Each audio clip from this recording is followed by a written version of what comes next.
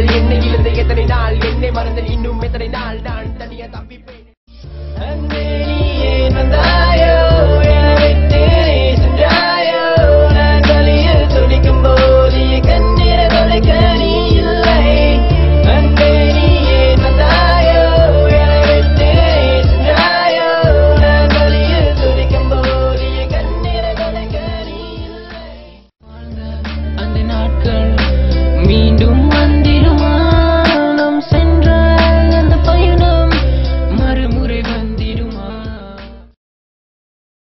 Okay எல்லோருக்கும் வணக்கம். நாங்கள் தான் இங்கே சாஸ்திரா பாய்ஸ் வந்து சாஸ்திரா அர்ஜுனும் ஜாலும் பேசுகிறோம்.